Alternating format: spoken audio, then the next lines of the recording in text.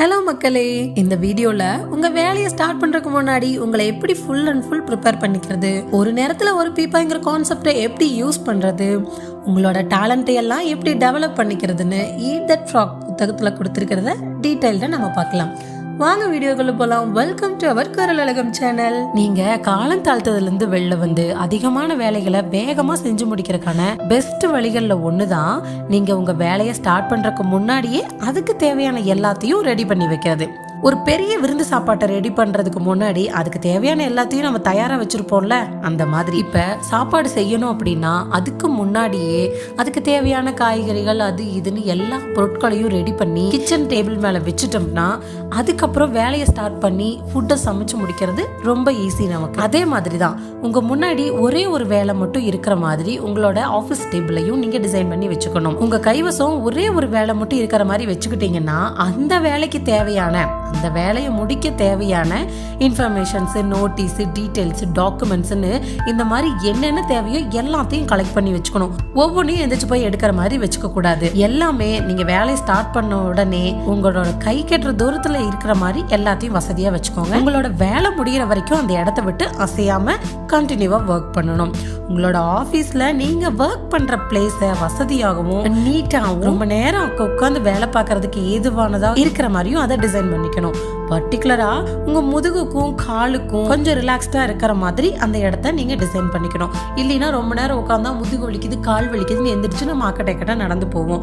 So அதுக்கு வாய்ப்பு தராம நீங்க உங்களோட ஒர்க் பிளேஸை கரெக்ட் பண்ணி வச்சுக்கணும். ரொம்பவும் கிரியேட்டிவான மக்கள்லாம் வேலை செய்யறதுக்கு தங்களுக்கு பிடிச்சமான ஒரு இடத்த அவங்களே உருவாக்கிக்கிறதுக்கு கொஞ்சம் நேரம் ஒதுக்கிக்கிறாங்க. நீங்க உங்க வேலையை ஸ்டார்ட் பண்றதுக்கு முன்னாடி உங்களோட ஒர்க் பிளேஸ் எந்த அளவுக்கு நீட் அண்ட் ஐடியா இருக்கோ நீங்க அந்த வேலைகளை எல்லாம் டக்குன்னு ஸ்டார்ட் பண்றக்கும் அதை செஞ்சு முடிக்கிற வரைக்கும் அங்கிருந்து வெளியில வராம அது மேலேயே கான்சென்ட்ரேட் பண்றக்கும் உங்களுக்கு அவ்வளோ ஈஸியா இருக்கும், ஹெல்ப்ஃபுல்லா இருக்கும். எல்லாம் ஒழுங்காவும் வரிசையாவும் தயாரா இருக்கும்போது வேலையை ஸ்டார்ட் பண்றதுல நீங்க ரொம்ப ஈகராவும் இருப்பீங்க. மக்கள் எல்லாத்தையும் முன்கூட்டியே தயாரா வச்சுக்கிறக்க மிஸ் பண்றதால எத்தனை புத்தகம் எழுதப்படாம கிடக்கு, எத்தனை பட்டப்படிப்பு பாதியிலேயே கைவிடப்படுதுன்னு தெரிஞ்சதுன்னா நீங்க ரொம்ப ஆச்சரியப்பட்டு போயிருவீங்க.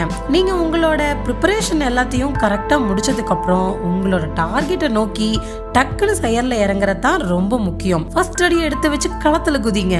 80% பீப்புள் சரியா செய் பின்னர் அதை திருத்திக்கல் அப்படிங்கிற ஒரு ரூலை ஃபாலோ பண்றாங்க. பர்சனலா நானும் அந்த ரூலை தான் ஃபாலோ பண்றேன் அப்படின்னு நம்ம ஆத்தர் சொல்றாரு. நீங்க ஒன்ன ஃபர்ஸ்ட் டைம் செய்யும் போது அது பெர்ஃபெக்ட்டா வரணும் அப்படின்னு எக்ஸ்பெக்ட் பண்ணாதீங்க. ஃபர்ஸ்ட் ஒரு சில டைம் அது பர்ஃபெக்டா அமையாம போறது நேச்சர் தானே. ஒரு காரியத்தை பர்ஃபெக்டா கம்ப்ளீட் பண்றதுக்கு முன்னாடி நீங்க பல தடவை தோக்கறதுக்கு தயாரா இருக்கணும். உங்க முன்னாடி எல்லாம் தயாரா இருந்து அந்த வேலையை ஸ்டார்ட் பண்ண நீங்களும் தயாரா இருக்கும்போது ஒரு ஹை பர்ஃபார்ம் இல்ல ஹை குவாலிட்டி இருக்கிற மனுஷங்க மாதிரியே நீங்களும் உங்க பாடி லாங்குவேஜை மாத்திக்கிறீங்க. நேரா நிமிர்ந்து உட்காருங்க. உங்களோட சீட்ல சாஞ்சு சௌகரியமா உட்காராம கொஞ்சம் முன்னாடி தள்ளி வந்து உட்காருங்க. அதிக எனர்ஜியும் அதிக பர்ஃபார்மன்ஸும் இருக்கிற ஒருத்தர் மாதிரி நடந்துக்கோங்க. அதுக்கப்புறம் உங்களோட ஃபர்ஸ்ட் வேலையை கையில் எடுத்து ஓகே லெட்ஸ் ஸ்டார்ட் அப்படின்னு உங்களுக்கு நீங்களே சொல்லிட்டு அதில் கான்சென்ட்ரேட் பண்ணி அந்த வேலை முடிகிற வரைக்கும் கண்டினியூவாக ஒர்க் பண்ணுங்க. ஒரு நேரத்துல ஒரு பீப்பாய் அப்படிங்கிற கான்செப்டை பத்தி நம்ம ஆத்தர் சொல்றாரு. ஒரே நேரத்துல ஒரு கெஜ டிஸ்டன்ஸை கிராஸ் பண்றது டஃப் தான், ஆனா இன்ச்சா கிராஸ் பண்றது ஈஸி அப்படிங்கிற ஒரு பழைய கூற்று இருக்கு. இவ்வளோ பெரிய ஒர்க்கா அப்படின்னு நினைக்காம அந்த பெரிய வேலையிலேருந்து உங்கள் மனசை கொஞ்சம் ரிமூவ் பண்ணி அந்த வேலைக்கு ஃபஸ்ட்டு உங்களால் என்ன பண்ண முடியும் அப்படிங்கிறது மேலே கான்சென்ட்ரேட் பண்ணி சின்ன சின்ன ஒர்க்லேருந்து ஸ்டார்ட் பண்ணுங்கள். அப்போ தான் காலம் தாழ்த்தறதுலேருந்து உங்களால் வெளியே வர முடியும். 1000 மைல்களை கொண்ட ஒரு பயணம் ஒரே ஒரு அடியிலேருந்து தான் தொடங்குகிறது அப்படின்னு லாசு சொல்லியிருக்காரு. விஷயங்களை தள்ளி போடுற பழக்கத்திலேருந்து வெளில வர்றதுக்கும் அதிகமான வேலையை ஃபாஸ்ட்டாக செஞ்சு முடிக்கிறதுக்கும் ஹெல்ப் பண்ணக்கூடிய ஒரு பெரிய ஐடியா தான் இது. நம்ம ஆத்தர் பல வருஷத்துக்கு முன்னாடி ஒரு பழைய லேண்ட் ரோவர் கார்ல சகாரா பாலைவனத்தோட மையமான தானேஸ் ரூஃப்ட் அப்படிங்கிற பகுதியை அவர் கடந்ததா சொல்றாரு. பிரெஞ்சுக்காரங்கெல்லாம் அந்த பாலைவனத்தை புறக்கணிச்சு பல ஆண்டுகள் ஆகியிருந்த ஒரு டைம் ஆகுது. அங்க இருந்த பெட்ரோல் பங்க் எல்லாம் ஆள் இல்லாம மூடப்பட்டு கிடந்திருக்கு. சுமார் 500 மைல் தூரத்துக்கு தண்ணியோ உணவோ ஒரு சின்ன புல்லோ கூட இல்லாத ஒரு பாதை தான் அது. எல்லா திசைகள்லயும் கண்ணு கட்டின தூரம் வரைக்கும் வெறும் மஞ்சள் கலர்ல மணல் மட்டும்தான் இருந்திருக்கு. அதுக்கு முந்தின ஆண்டுகளின் போது அந்த பகுதி வழியா டிராவல் பண்ண ட்ரை பண்ணவங்க 1300க்கும் மேல மக்கள் அந்த பயணத்தை தாக்கு பிடிக்க முடியாம இறந்தே போயிருக்காங்க. நகர்ந்துட்டே இருக்கிற அந்த மணல்கள் அந்த டிராவல் பண்ற தடங்களை எல்லாம் மூடி மறைச்சதால நைட் டைம்ல நிறைய பேர் தன்னோட வழியை தொலைச்சிருக்காங்க. அப்படி தொலைஞ்சு போனவங்களை இதுவரைக்கும் உயிரோட கண்டுபிடிக்கப்படவே இல்லையா. அடையாளம் கண்டுபிடிக்கிறதுக்கு அந்த பகுதியில எதுவுமே இல்லாததை ஹேண்டில் பண்றதுக்காக பிரெஞ்சுக்காரங்க ஒரு வழியை கண்டுபிடிச்சாங்க. சுமார் 100 கிலோ கெப்பாசிட்டி இருக்கிற கருப்பு கலர் எண்ணெய் பீப்பாய்களை 5 கிலோமீட்டருக்கு ஒரு பீப்பாய்ங்கிற கணக்குல அவங்க அடையாளத்துக்கு வச்சாங்க. இதனால பகல் நேரத்துல 2 பீப்பாய அவங்களால பார்க்க முடிஞ்சுதான். ஒன்னு அவங்க ஏற்கனவே கிராஸ் பண்ணி வந்தது, இன்னொன்னு அவங்களுக்கு முன்னால இருக்கிற அடுத்த 5 கிலோமீட்டர் தூரத்துல இருக்கிற பீப்பாய். அவங்க சரியான பாதையில தான் போயிட்டு இருக்காங்க அப்படிங்கறத காட்டுறதுக்காக அதுக்கு தேவைப்பட்டுச்சுன்னு சொல்றாரு. அடுத்தடுத்து பேரல்ஸை நோக்கி அவங்க டிராவல் பண்றது மட்டும்தான் அவங்களோட வேலையா இருந்துச்சு.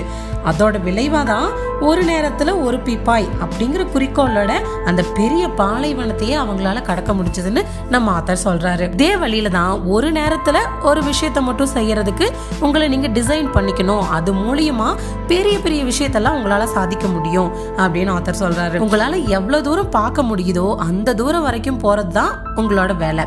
நீங்க அந்த தூரத்தை ரீச் பண்ண உடனே அடுத்து டிராவல் பண்ண வேண்டிய தூரம் உங்க கண்ணுக்கு தெரிய வந்துடும். ஒரு பெரிய வேலையை செஞ்சு முடிக்கிறதுக்கு நீங்க நம்பிக்கையோட அதை ஸ்டார்ட் பண்ணணும்.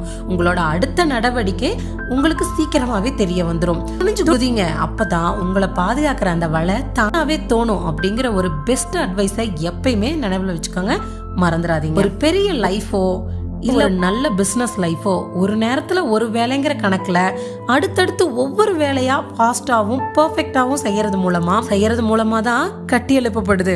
எக்ஸாம்பிளுக்கு அடுத்தடுத்து ஒவ்வொரு மாசமும் கம்மியா கொஞ்சம் கொஞ்சமா சேமிக்கிறது மூலியமா தான் உங்களால பினான்ஸ் ஃப்ரீடமை அச்சீவ் பண்ண முடியும். தினமும் தொடர்ந்து கொஞ்சமா சாப்பிடுறது மூலியமாவும் கூடுதலா உடற்பயிற்சி செய்யறது மூலியமாவும் தான் காலப்போக்கில் நீங்க உங்க ஆரோக்கியத்தையும் இம்ப்ரூவ் பண்ணிக்கிறீங்க. உங்களோட டார்கெட்டை நோக்கி ஃபர்ஸ்ட் ஸ்டெப்பை எடுத்து வச்சு அப்புறம் ஒரு நேரத்துல ஒரு விஷயத்த பண்ற மூலியமா காலம் தாழ்த்துறதுல இருந்து வெளில வந்து இம்பாசிபிளான விஷயங்களை கூட பாசிபிளா மாத்தி நீங்க சாதிக்க முடியும். உங்களோட வேலை எதுவா இருந்தாலும் சரி, உங்ககிட்ட இருந்து எதிர்பார்க்கப்படுறதை விட அதிகமான பெஸ்ட் சர்வீஸ கொடுக்கறது தான் சக்சஸுக்கான உறுதியான ஒரே வழி அப்படின்னு சொல்றாரு.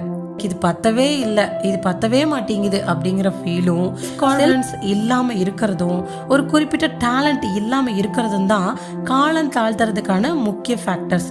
பர்டிகுலர் பார்ட்ல நீங்க வீக்கா இருக்கீங்கன்னோ இல்ல உங்களுக்கு குறைபாடுகள் இருக்குன்னோ உங்களுக்கு தோணுச்சுன்னா உங்களை டிமோட்டிவேட் பண்றதுக்கும் நீங்க உங்க வேலையை ஸ்டார்ட் பண்றதை தடுக்கிறதுக்கும் இந்த ஒரு ஃபீலே போதும்.